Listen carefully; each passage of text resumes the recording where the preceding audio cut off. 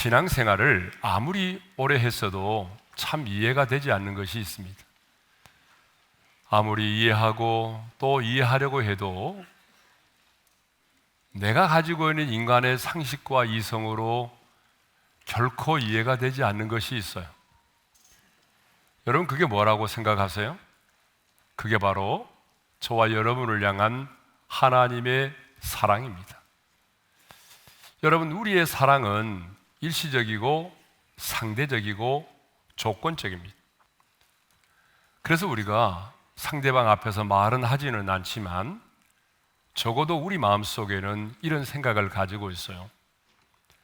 저 사람이 적어도 나를 사랑하려면 적어도 이 정도는 나를 이해해 줄 수 있어야 되고, 이 정도로 나를 좋아하고 이 정도로 나를 품어줄 수 있는 사람이어야 된다라고 하는 나름의 생각들을 가지고 있습니다. 지난주 뉴스를 보니까요, 고인이 된 유명 배우의 딸이 주거 침입을 했다며 외할머니를 경찰에 신고를 했더라고요. 그래서 집에 와 있던 외할머니가 경찰에 연행이 돼서 조사를 받았다고 하는 거죠. 저는 그 뉴스를 접하면서 굉장히 큰 충격을 받았습니다. 이제 아들과 딸 집에 갈 때도, 손주의 집에도 마음대로 드나들지 못하고 허락을 받고 가야 하는 시대가 오는구나, 그런 생각을 하게 됐어요. 우리는 그날 밤에 그 현장에서 어떤 말들이 오고 가는지, 어떤 일이 있었는지 잘 모릅니다. 하지만 제가 분명하게 말씀드릴 수 있는 것은 이 세상의 사랑은 굉장히 일시적이고 한계가 있고 조건이 있다라고 하는 거죠. 여러분, 그러지 않아요? 우리가 하는 이 세상의 사랑은 영원하지 않아요. 굉장히 일시적이고 조건적이고 한계가 있습니다. 그런데 저와 여러분을 향한 하나님의 사랑은 어떻습니까? 영원합니다. 하나님의 사랑은 끝이 없습니다. 하나님의 사랑은 변함이 없습니다. 뿐만 아니라 하나님의 사랑은 무조건적입니다. 그래서 로마서 5장을 보게 되면 하나님께서 우리가 연약할 때에, 경건치 않을 때에, 또 죄인 되었을 때에, 심지어는 우리가 하나님 앞에서 원수가 되었을 때에 그리스도께서 우리를 위하여 죽으심으로 하나님 당신에 대한 사랑을 확증해 보이셨다라고 말씀하고 있습니다. 그런데 이런 하나님의 사랑이 여러분 이해가 되십니까? 저는요, 오늘 목사가 돼서 여러분 앞에서 하나님의 사랑을 설교하고 있지만 내 상식과 이성으로는 하나님의 사랑이 이해가 되지를 않습니다. 그래서 하나님은요, 타락한 죄성을 가진 우리 인간이 이해할 수 없는 하나님 당신의 사랑이 어떤 것인가를 성경 여러 곳에서 계시하고 있어요. 대표적으로 이해할 수 없는 하나님의 사랑을 우리에게 나타내 보여주기 위해서 등장시킨 인물이 호세아 선지자라고 하는 것입니다. 그래서 하나님은요, 호세아 선지자라고 하는 사람을 불러서 이해할 수 없는 인간의 하나님이 우리를 향한 하나님의 사랑이 어떤 것인지를 하나님이 우리 가운데 계시하고 계십니다. 자, 하나님은 호세아 선지자를 부르신 다음에 이렇게 말씀을 하시죠. 다 같이요. 너는 가서 음란한 여자를 맞이하여 음란한 자식을 낳으라. 여러분, 하나님의 말씀을 듣고 전하는 선지자라고 한다면 가장 순결한 여인하고 결혼을 해야 되는 거 아니겠어요? 그런데 하나님께서는 음란한 여자를 아내로 맞이하고 음란한 자식을 낳으라고 말씀하셨어요. 여러분 같으면 여러분의 자녀가 매춘부하고 결혼하겠다라고 말하면 쉽게 허락이 되겠습니까? 그런데 호세아는 순종했습니다. 그래서 음란한 아내 고멜을 아내로 맞이했습니다. 음란한 여인 고멜을 아내로 맞이했어요. 그런데 이 음란한 아내 고멜은요, 결혼을 했으면 호세아로부터의 자식을 낳아야 될 거 아니에요. 그런데 그 호세아의 자식을 낳은 것이 아니라 다른 남자의 자식을 낳았다는 거예요. 여러분, 있을 수 있는 일이에요. 예? 그리고 더 웃기는 것은 고멜이 이런 엄청난 부정을 저질러 놓고도 가정을 버리고 집을 뛰쳐나갔다는 거예요. 남편에게 면목이 없어서가 아니에요. 또 다른 남자를 연애해서 집을 뛰쳐나간 겁니다. 아마 강남에 있는 제비를 만난 것 같아요. 그런데 마지막에는요, 돈도 다 빼앗기고 그리고 몸도 버리고 나중에는 노예로 팔려가게 됐대요. 그런데 또 하나님께서 호세아를 또 부르십니다. 그리고 이렇게 말씀하시죠. 나는 그래도 그 여자를 사랑하니 너는 또 가서 타인의 사랑을 받아 음녀가 된 그 여자를 사랑하랴. 자, 3장 1절의 말씀을 읽겠어요. 다 같이요. 너는 또 가서 타인의 사랑을 받아 음녀가 된 그 여자를 사랑하라. 여러분, 저는 이 말씀 가운데서 가장 마음에 와닿는 단어가 있어요. 또 가서라는 말이에요. 또 가서. 그러니까 무슨 말이냐면 그렇다고 해서 끝내지 말라는 거예요. 네 아내에 대한 사랑을 포기하지 말라는 거예요.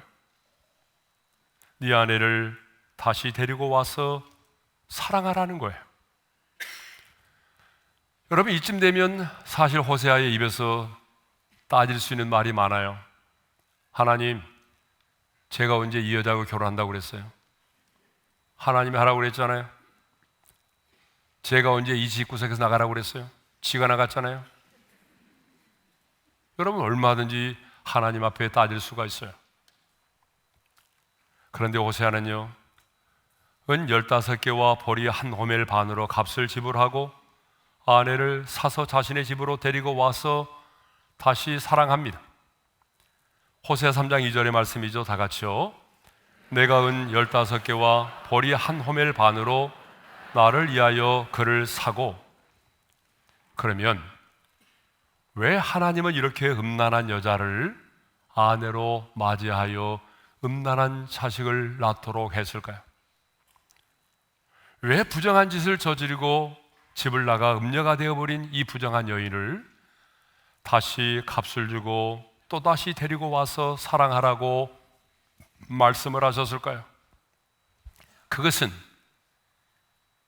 하나님의 조건이 없는 그 사랑, 포기하지 않는 하나님 당신의 그 사랑, 인간의 이성과 상식으로 이해될 수 없는 하나님의 사랑이 어떤 것인가를 우리에게 가르쳐 주기 위해서입니다. 너를 향한 내 사랑이 바로 이런 거야. 너를 향한 내 사랑이 바로 이런 거야.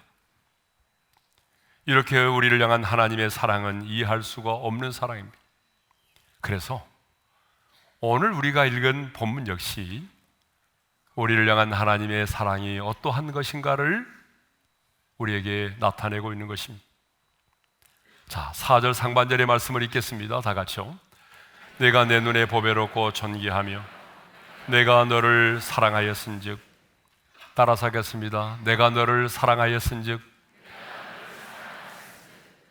누가 누구를 사랑했다라고 말씀하세요? 천지 만물을 창조하신 전능하신 하나님이 영적인 이스라엘, 영적인 야곱, 아니 이 시대를 살아가는 하나님의 자녀된 저와 여러분을 사랑하셨다라고 말씀하십니다. 그러므로 내가 너를 사랑하였은즉 라고 할 때에 그 너희다라고 하는 말에 여러분의 이름을 넣는 게 좋아요. 그래서 우리가 성경을 읽을 때에 여러분, 많은 경우에 자신의 이름을 넣어서 읽을 때가 있어요. 그러면 훨씬 은혜가 됩니다. 자, 여러분 이름을 넣어서 내가 은호를 사랑하였은지. 우리 교회 은호가 엄청나게 많아요. 네? 자, 여러분 은호라고 하면 됩니다. 여러분 이름을 넣으셔야 돼요. 다 같이요. 내가 은호를 사랑하였은즉. 예. 근데 여러분, 여기서 중요한 것은요, 누가 먼저 사랑했느냐라고 하는 거예요. 내가 너를, 하나님이 먼저 우리를 사랑하셨다라고 말씀하잖아요. 그렇습니다, 여러분. 저와 여러분이 하나님을 먼저 사랑한 것이 아니라 하나님께서 저와 여러분을 먼저 사랑하신 줄로 믿습니다. 그래서 요한일서 4장 10절에 이런 말씀이 있어요. 다 같이요. 사랑은 여기 있으니 우리가 하나님을 사랑한 것이 아니요. 자, 그러면 누가 먼저 사랑했어요? 하나님이 사랑했어요, 우리를. 여러분, 이 사랑의 관계에서 말이죠, 누가 먼저 사랑했느냐 하는 것은 참 중요해요. 물론 이 동등한 조건과 만남 속에서는 누가 먼저 사랑했느냐 하는 게 별로 의미가 없어요. 그러니까 여러분 부부 사이에서 당신이 먼저 나를 사랑했어? 아니면 내가 당신을 먼저 사랑했어? 이걸 가지고 부부싸움을 하면 답이 없어요. 의미가 없어요. 왜? 우리는 거의 동등한 조건 속에서 만났기 때문에. 이 동등한 조건과 만남 속에서는 누가 먼저 사랑했느냐? 별로 의미가 없습니다. 누가 먼저 사랑하죠? 누가 먼저 고백하죠? 더 많이 사랑하는 사람이 고백하게 돼 있어요. 네. 그런데 여러분, 통계적으로 보게 되면 여자보다는 남자가 사랑을 고백할 때에 결혼에 이를 확률이 많다는 거예요. 이거는 확률입니다. 네, 진리는 아니고. 그러나 결코 비교될 수 없을 만큼 차이가 있는 관계에서는 누가 먼저 사랑했느냐 하는 것은 굉장히 중요합니다. 자, 예를 들면 왕과 평민의 관계에서, 종과 주인의 관계에서, 뭐 가끔도 뉴스 나오지만은 재벌 회장의 자녀가 그 회사의 평사원하고 사랑을 나누게 되었다. 막 토픽이 나오고 그러잖아요. 예. 여러분, 비교할 수 없는 만큼의 차이가 있는 그런 관계 속에서는 누가 먼저 사랑했느냐라고 하는 것은 굉장히 중요합니다. 하나님과 나와의 관계에서도 마찬가지입니다. 누가 먼저 사랑했느냐라고 하는 것은 참 중요해요. 왜냐하면 내가 먼저 하나님을 사랑했다라고 한다면 여러분, 이 사랑은 오래갈 수가 없습니다. 왜냐하면 내가 먼저 하나님을 사랑했다라고 한다면 내 사랑의 감정은, 내 사랑의 그 감정과 느낌은 내가 처해 있는 상황과 환경에 따라 수시로 변하기 때문에 그렇습니다. 그러니까 내가 먼저 하나님을 사랑했다고 한다면 이 사랑의 관계는 오래갈 수가 없어요. 그런데 신실하신 하나님이, 영원히 변치 않으시는 하나님이 먼저 저와 여러분을 사랑하셨습니다. 그러므로 이 사랑은 조건이 없습니다. 이 사랑은 영원합니다. 이 사랑은 변치 않습니다. 이 사랑에서 우리를 끊을 수 있는 것은 아무것도 없어요. 그래서 사도 바울은 로마서 8장에서 뭐라고 말하죠? 누가 우리를 그리스도의 사랑에서 끊으리요? 그러면서 쭉 말하는데 어떤 상황도 어떤 사람도 심지어는 죽음까지라도 그리스도 예수 안에 있는 하나님의 사랑에서 우리를 끊을 수 없다라고 말합니다.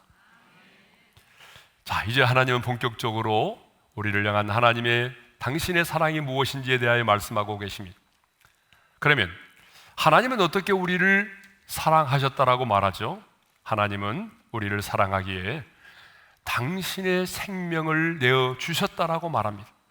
그러므로 우리를 향한 하나님의 사랑은 생명을 내어주신 사랑입니다. 자, 3절을 보겠습니다. 3절 다 같이요. 내가 애굽을 너의 속량물로 구스와 스바를 너를 대신하여 주었노라. 4절도 읽겠어요. 다 같이요. 내가 너를 사랑하였은즉 내가 내 대신 사람들을 내어주며 백성들이 내 생명을 대신하리니. 여기 나오는 3절과 4절에 보게 되면 가장 많이 반복해서 나오는 단어가 대신이라는 말이고 내어주었다는 말입니다.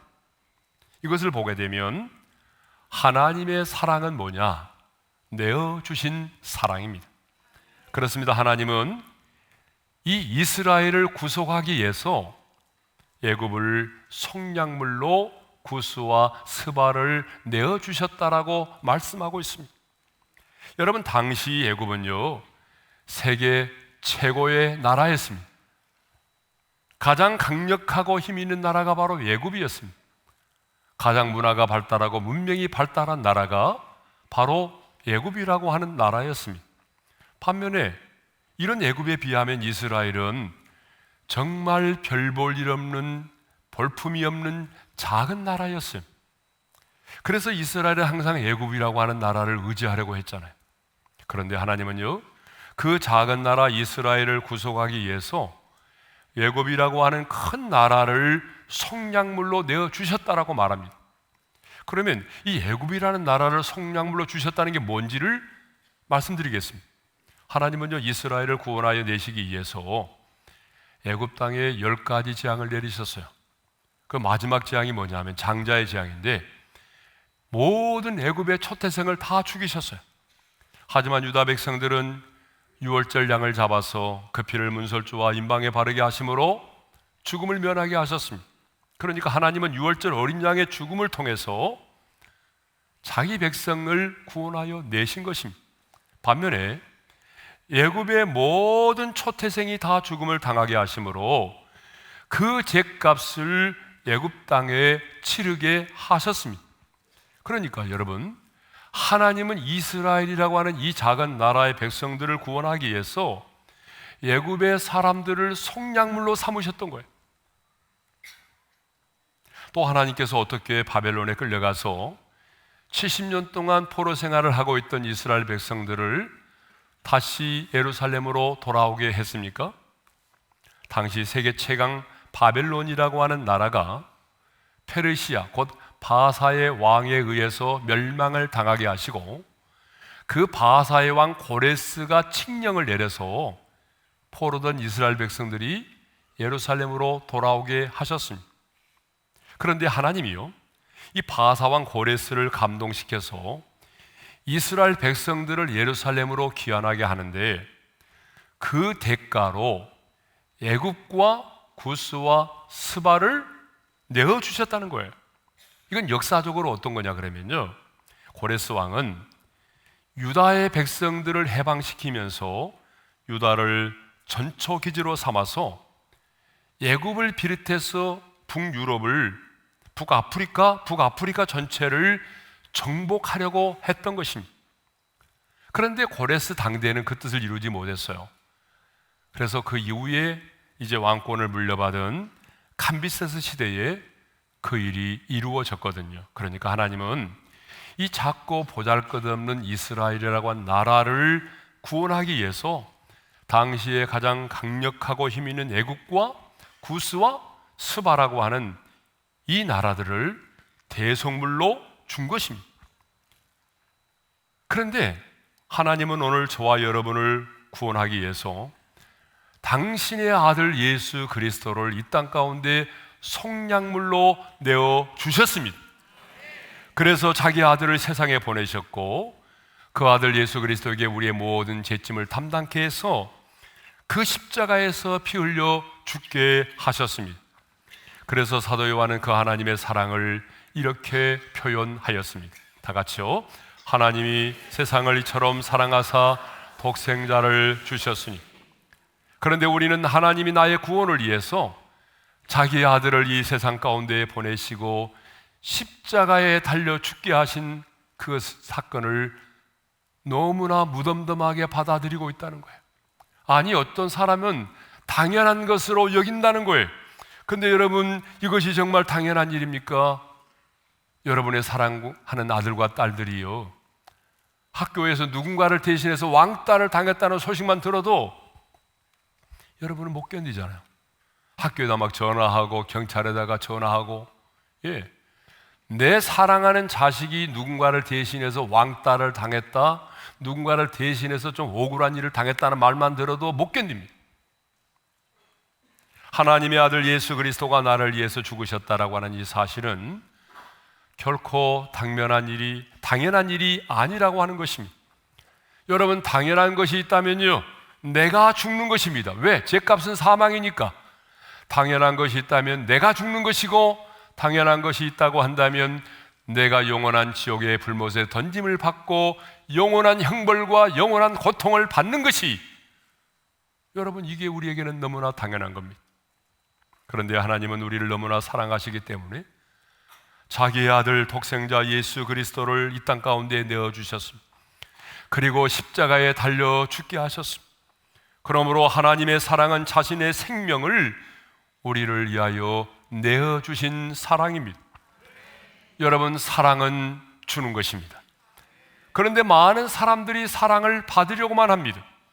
그래서 저는 주례할 때 가끔 이런 얘기를 해요. 왜 결혼하니? 그러면 사랑을 받고 싶어서 이렇게 말하는 친구들이 있어요. 아니에요. 사랑을 받으려고만 하면 사랑은 누가 주는 거예요? 이기적이잖아요. 왜 결혼하는 거예요? 우리는 사랑을 받고 싶어서가 아니라 사랑하기 위해서, 사랑을 내어주기 위해서 결혼하는 겁니다. 사랑은 주는 겁니다. 사랑은 희생하는 것입니다. 사랑은 수고하는 것입니다. 그런데 오늘 사람들은요, 사랑한다고 말하면서도 수고하려고 하지 않습니다. 사랑한다고 말하면서도 희생하려고 하지 않아요. 사랑은 언제나 수고가 동반되게 돼 있어요. 그래서 성경에 보게 되면 믿음의 역사와 사랑의 수고라는 말을 쓰잖아요. 사랑은 수고가 동반되어 있습니다. 수고가 없는 사랑, 대가가 없는 사랑은 사랑이 아닙니다. 그것은 가짜 사랑입니다. 우리가 사는 이 세상에는 가짜 사랑이 얼마나 많은지 모릅니다. 주님을 사랑한다고 하면서도 주님을 위해서 어떠한 희생도 감수하지 않습니다. 주님의 몸된 교회를 사랑한다고 말하면서도 어떠한 수고도 어떠한 희생도 하지 않으려고 하는 분들이 있어요. 여러분이 몸된 교회를 사랑한다면 희생해야 합니다. 주차도 희생해야 되죠. 엘리베이터 타는 것도 내가 희생을 해야 되는 거 아니겠어요? 예배는 잘 드리고 나서 엘리베이터 양보를 안 하는 거예요. 노약자가 있어도 양보를 안 해요. 주차도 양보 안 해요. 그것은 가짜 사랑입니다. 여러분이 정말로 주님의 몸된 교회를 사랑한다면 희생하는 거예요. 희생이 없는 사랑은 가짜 사랑입니다. 오죽하면 BTS가 페이크 러브, 가짜 사랑이라는 노래를 불렀겠어요. 널 위해 서라면 난 슬퍼도 기쁜 척 할 수가 있었어. 뭐 연습을 했지만 잘 안 되네. 저는 그냥 읽겠습니다. 널 위해 서라면 난 슬퍼도 기쁜 척 할 수가 있었어. 널 위해 서라면 난 아파도 강한 척 할 수가 있었어. 사랑이 사랑만으로 완벽하길, 내 모든 약점들은 다 숨겨지길. 여러분, 그러나 BTS는요, 그 약점을 감추는 사랑이 진짜가 아님을 고백합니다. 오히려 가짜인데 진짜인 척 하는 것이 더 힘들었다라고 말해요. 그런데 우리가 사는 이 세상엔 이렇게 사랑해주는 척하는 가짜 사랑이 너무나 많습니다. 그러나 주님은 우리를 가짜로 사랑하지 않았습니다. 주님은 십자가에서 자신의 목숨을 내어주시면서까지 십자가에 달려 죽으심으로 우리를 향한 당신의 사랑을 확증해 보이셨습니다. 사랑은 관념이 아닙니다. 사랑은 이론이 아닙니다. 사랑은 철학이 아닙니다. 사랑은 노래가 아닙니다. 사랑은 실제입니다. 그러므로 진정한 사랑은 확증되어야 합니다. 확증되지 않은 사랑은 진정한 사랑이 아닙니다. 그러면 우리 하나님은 왜 이렇게 당신이 우리를 사랑하셨다는 것을 이렇게 구체적으로 말씀하고 계실까요? 그것은 이렇게 우리를 사랑하셨기에 그 사랑의 대상인 우리를 통해서 그 사랑을 확인받고 싶어서입니다. 여러분, 하나님만이 아니라 모든 사람들은요, 사랑의 대상으로부터 사랑을 확인받고 싶어 합니다. 그래서 연인 관계에 있는 사람들은 끊임없이 묻잖아요. 자기야, 나 사랑해? 그럼 사랑하지. 근데 얼마만큼 사랑해? 그러면 이렇게 말하죠. 하늘만큼, 땅만큼. 그런데 여자들이 정말 듣고 싶어 하는 말은 이런 말이라고 합니다. 내가 더 잘할게. 네가 그런 질문 하게 해서 미안해. 하늘만큼 땅만큼이라는 말은 통하지 않는데 이제는. 예? 엄마 아빠도 어린 자녀들에게 끊임없이 묻잖아요. 엄마 사랑해? 아빠 사랑해? 말도 안 되지만 엄마 아빠 중에서 누구를 더 사랑해? 그러면 아이들이 요즘에는 어때요? 영약해요. 엄마가 물으면 엄마 사랑해. 아빠가 물으면 아빠 사랑해. 엄마 아빠가 함께 물으면 둘 다 사랑해. 여러분 그러잖아요. 저도 이제 우리 애들에게, 손주들에게 전화해가지고 할머니를 더 사랑해, 할아버지를 더 사랑해 이러고 묻거든요. 이게 말이 안 되는 거예요, 사실은 이게. 예? 근데 사람들은요, 왜 이렇게 끊임없이 사랑에 대해서 묻고 그 사랑을 확인하고 싶어 할까요? 이유가 있어요. 사람은 사랑을 먹고 사는 존재이기 때문에 그래요. 아니, 사랑을 받아야 행복할 수 있는 존재이기 때문에 그래요. 그래서 우리는 늘 자기도 모르게 그 사랑을 확인받고 싶어 하는 겁니다. 나는 내 아들과 딸을 이렇게 사랑하는데 내 아들과 딸은 정말 나를 얼마나 사랑할까? 궁금해요. 확인하고 싶어요. 그래서 저도 한번 확인했어요. 한번 아들에게, 아들아, 아빠가 만일에 장기가 안 좋아서 이식을 받아야 된다고 한다면 너 해줄 수 있겠어? 그랬더니 금방 그러더라고요. 당연하죠, 그래요. 나중에 어떨지는 모르겠지만 그때는 기분이 되게 좋았어요. 네. 여러분, 나는 내 남편을 이렇게 사랑하고 있는데 남편은 정말 나를 사랑하고 있을까? 어느 정도 사랑하고 있지? 확인받고 싶어요. 늘 사랑의 관계에 있는 사람들은요, 그 사랑을 확인받고 싶어요. 2003년이죠. 2월 18일에 제가 언젠가도 말씀드렸습니다마는 대구에서 지하철 화재 사고가 일어났습니다. 대구 지하철 1호선 중앙로역에 정차한 한 전동차에 정신지체 장애인이 방화를 했죠. 이불로 모두 192명이 숨지고 148명이 다쳤습니다. 사고가 처리되고 난 이후에 사건의 현장인 중앙로역에는 이 사고로 인하여 남편과 아내와 부모와 자녀를 잃고 슬픔에 잠긴 사람들의 사연이 기록되어 있었습니다. 그런데 거기에 기록된 사연 중에 이런 사연이 있었어요. 아침 딸아이를 학교 보내고 엄마는 또 다른 일로 분주했습니다. 그때 갑자기 엄마에게 전화가 걸려왔어요. 조금 전 학교에 간다며 나간 딸이었습니다. 딸아이가 갑자기 전화해서 하는 말이 엄마, 나 없이도 살 수 있어? 라고 물었어요. 그때 엄마는 장난 삼아서 엄마는 우리 딸 없어도 잘 사는데 라고 대답을 했어요. 장난 삼아 넘긴 거죠. 그러자 또 아이가 또다시 물었습니다. 엄마 나 사랑해? 이 물음에 엄마는 아침부터 왜 이래? 다시 한번 딸이 물었습니다. 엄마 나 사랑해? 반복하는 딸의 물음에 엄마는 짜증나는 투로 대답을 했어요. 얘가 아침부터 왜 이래? 엄마 바쁜데? 그리고 바로 이어 딸아이는 이렇게 엄마에게 말했습니다. 엄마, 나는 엄마 없이는 못 사는데 그래서 내가 먼저 가나 봐. 엄마 사랑해. 그리고 이상한 소리들이 들리면서 전화가 끊겼습니다. 여러분, 이것이 엄마와 딸의 마지막 통화였습니다. 엄마는 죽어가는 딸에게 마지막 한마디 사랑한다는 말을 해주지 못했던 것에 가슴 아파하면서 이 사연을 사고 현장에 남겼습니다. 성도 여러분, 딸이 죽어가면서도 듣고 싶어 했던 말이 뭐죠? 엄마, 나 사랑해 라는 말이었습니다. 여러분, 불길이 치솟고 뜨거운 연기가 자욱하며 숨을 쉴 수 없는 그 상황 속에서도 딸은 엄마, 나 사랑해? 엄마의 사랑을 확인받고 싶었던 것입니다. 그리고 엄마를 사랑했던 그 딸은 엄마 사랑해라는 말을 마지막으로 남기고 이 세상을 떠났습니다. 그렇습니다. 여러분, 죽음의 현장에서도 확인하고 싶은 게 뭔지 알아요? 사랑입니다. 죽어가면서도 묻고 싶은 것이 바로 사랑입니다. 그래서 임종의 순간에 가장 많이 오고 가는 말이 무슨 단어인지 아세요? 사랑입니다. 떠나는 사람도 사랑했다라고 말하고 떠납니다. 여보 사랑했어. 얘들아 아빠가 사랑했다. 떠나보내는 사람도 여보 사랑해. 그동안 고마웠어요. 아빠 사랑해요. 그동안 저를 이렇게 잘 키워줘서 너무 고마워요. 여러분 이런 말을 남기잖아요. 사람은 이렇게 사랑을 확인받고 싶어 합니다. 그런데 우리 하나님도 여러분 똑같아요. 우리 하나님도 사랑을 확인받고 싶어.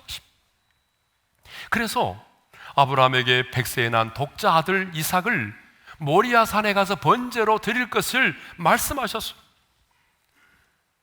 아브라함이 순종해서 그 아들을 결박해서 제단 위에 올려놓고 칼로 그 아들을 잡으려고 할 때에 다급하게 하늘로부터 하나님의 음성이 들려왔습니다. 읽겠습니다. 그 아이에게 내 손을 대지 말라. 그에게 아무 일도 하지 말라. 내가 네 아들 내 독자까지도 내게 아끼지 아니하였으니 내가 이제야 내가 하나님을 경외하는 줄을 아노라. 하나님은 내가 이제야 하나님을 경외하는 줄을 알았노라고 말씀하셨습니다. 여러분, 무슨 말입니까? 100세에 낳은 내 아들보다 내가 나를 더 사랑하는 줄을 아셨다는 얘기입니다. 사랑을 확인받고 싶었던 거예요. 여러분, 부활하신 주님도 마찬가지입니다. 베드로가 주님이 주신 사명을 잃어버리고 이전의 삶의 현장으로 돌아가 고기를 잡고 있을 때에 부활하신 주님이 베드로를 찾아오셨습니다. 그리고 이렇게 물으셨어요. 요한의 아들 시몬아, 네가 나를 사랑하느냐? 한 번도 아니라 3번이나 반복하여 물으셨습니다. 요한의 아들 시몬아, 내가 나를 사랑하느냐? 이렇게 주님은 오늘 또 저와 여러분에게 찾아오셔서 물으십니다. 여러분 한 사람 한 사람의 이름을 부르면서 여러분의 마음속에 은호야, 네가 정말 나를 사랑하니? 너의 가정의 자녀들보다 나를 더 사랑할 수 있어. 너의 명예보다도, 네가 가지고 있는 그 재물보다도 나를 더 사랑할 수 있겠니? 라고 물으십니다. 왜 주님이 물으신지 아세요? 주님이 우리를 그토록 사랑하셨기 때문이죠. 그래서 오늘 또 주님은 우리에게 물으십니다. 이 물음에 여러분의 고백은 무엇입니까? 주님, 내가 당신을 사랑합니다. 내가 사랑하고 있는 내 자녀들보다도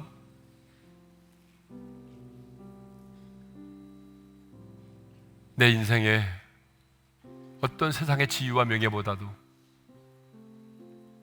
어떤 재물보다도 내가 주님을 사랑합니다. 이 사랑의 고백을 주님은 듣기를 원하십니다. 오늘 이 시간 주신 말씀을 마음에 새기면서 주님, 내가 주님을 사랑합니다라고 하는 그런 믿음의 고백을 담아서 이 찬양을 함께 드리도록 하겠습니다. 갈릴리 호숫가에서 찬양합니다. 갈릴리 호숫가에서 여러분 이름을 넣어서 주님은 은호에게 물으셨네. 주님은 은호에게 물으셨네. 사랑하는 은호야, 사랑하는 은호야, 넌 날 사랑하느냐? 오 주님, 당신만이 아십니다. 다시 한 번이요. 갈릴리 호숫가에서, 갈릴리 호숫가에서 여러분 이름을 넣으세요. 주님은 은호에게 물으셨네. 사랑하는 은호야, 넌 날 사랑하느냐? 오 주님, 당신만이 아십니다. 이와 같은 때에 난 노래하네. 이와 같은 때에 난 노래하네. 사랑을 노래하네. 주님께 이와 같은 때에 손 높이 드네. 우리 손을 들고 찬양합시다. 주님 사랑해요. 주님께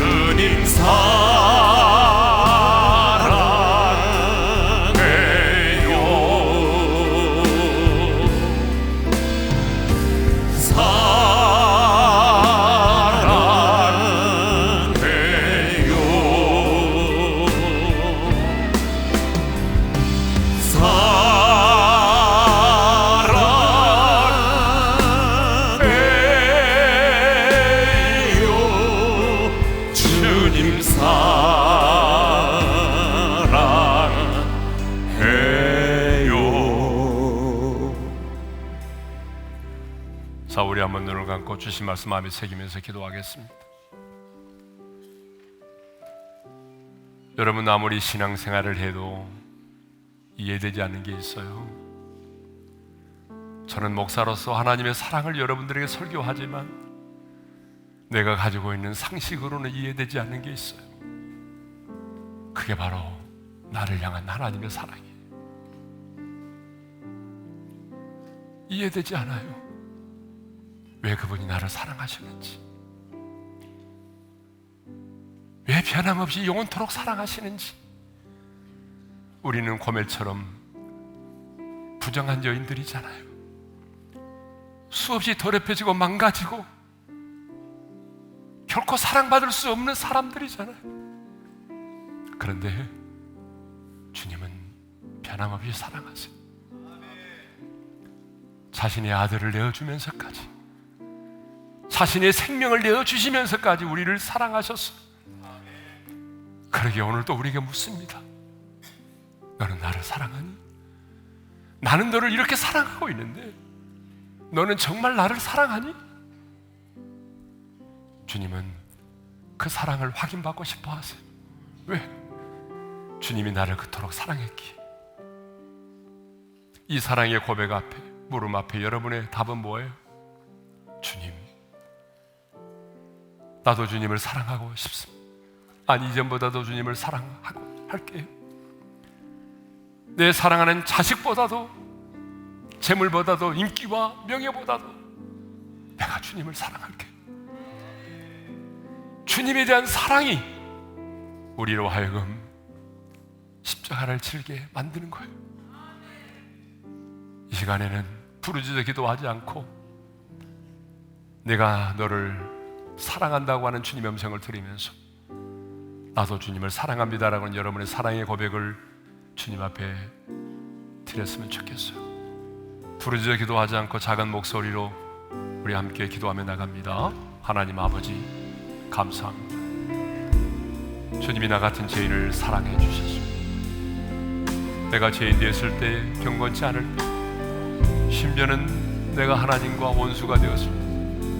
음란한 고멜과 같은 이 죄인 중에 죄인이 나를 사랑하셨습니다. 변함없이 영원토록 사랑해 주시는 그 하나님의 사랑, 머리가 아닌 가슴으로 깨닫기를 원합니다. 성령님께서 역사해 주지 않으면 누구도 이해될 수 없는, 누구도 경험될 수 없는 이 하나님의 뜨거운 사랑, 오늘 성령님이여 깨닫게 해주십시오. 하나님의 사랑을 온전히 깨닫게 하시고 그 하나님의 사랑이 우리 안에 파도처럼 밀려오게 도와주셔서 우리도 주님을 이전보다도 사랑하는 자들이 되게 도와주시고 주님을 사랑하기 때문에 십자가를 지고 주님을 따를 수 있는 하나님의 사람 되게 도와주십시오. 이전보다도 주님을 사랑하는 자가 되기를 원합니다. 성령님 도와주십시오. 기름 부어주십시오. 사랑의 주님, 주님은 나를 사랑하시네. 독생자를 내어주시기까지, 아니 십자가에서 자신의 생명을 내어주시기까지 사랑하셨습니다. 그런데 주님, 우리는 나를 향한 주님의 사랑이 당연한 것처럼 생각하며 살아갈 때가 얼마나 많은지 모릅니다.